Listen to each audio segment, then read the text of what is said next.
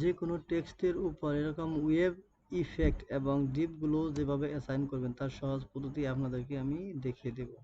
ঠিক আছে, এরকম ওয়েভ ইফেক্ট।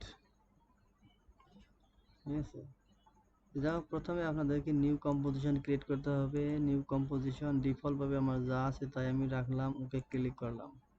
ক্লিক করার পর এখানে আমি টাইপ টুল দিয়ে একটি লেখা লিখব। ঠিক আছে,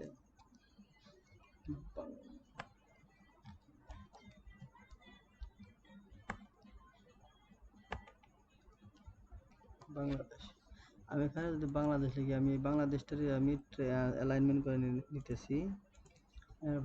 এখন এই টেক্সটটাকে সিলেক্ট রাখা অবস্থায় আমি যদি এখানে এই টেক্সট অ্যান্ড ইফেক্ট বারে এসে সার্চ করি ওয়েভ ওয়েভ ওয়েভ, দেখুন প্রথমে যে ওয়েভ রাফটা আছে এই ওয়েভ রাফটা শুধু ধরে এনে এটার উপরে ছেড়ে দিবেন। এখন অটোমেটিকলি এটা আপনার ওয়েভ ইফেক্টে পরিণত হয়ে যাবে। আমি যেটা অন করি এখন এভাবে আপনাদের দেখতে পাবেন।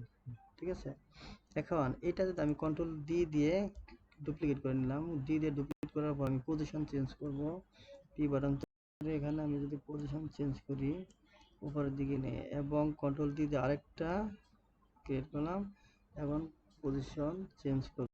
ঠিক আছে, এখানে এইভাবে আমি যদি এনে রাখি এবার আমার ইচ্ছা মতন রাখলাম। ঠিক আছে, এখন আমি যদি এখানে ডিপ গ্লো ইফেক্ট ক্রিয়েট করব, গ্লো ইফেক্ট, এখানে সার্চ বার এসে আমি লিখব ডিপ গ্লো। ডিপ গ্লো অবশ্যই আপনাদেরকে ডিপ গ্লো প্লাগইনটা ইনস্টল করে নিতে হবে। এই ডিপ গ্লো শুধু এনে ধরে এনে ছেড়ে দিবেন। ঠিক আছে, ছেড়ে দিবেন, এখন ডিপ গ্লো অ্যাসাইন হয়ে গেল। ঠিক আছে, এভাবে আপনারা চাইলে ইচ্ছা মতো করতে পারেন এবং যদি চান যে আমি গ্লো ইফেক্টের কালার চেঞ্জ করব, ঠিক আছে, এখান থেকে আপনারা কালার অপশন এসে চেঞ্জ করতে পারবেন এবং লেখার কালার আমি যদি এখানে স্ট্রোক কালার চেঞ্জ করি, যেমন এখানে স্ট্রোক কালার এটা দিয়ে দেব। ঠিক আছে, এটার আবার কালার চেঞ্জ করব আমি এটা এটা এভাবে আপনারা ইচ্ছা মতো চাইলে নিজেদের মতন করে কালার চেঞ্জ করে নিতে পারবেন।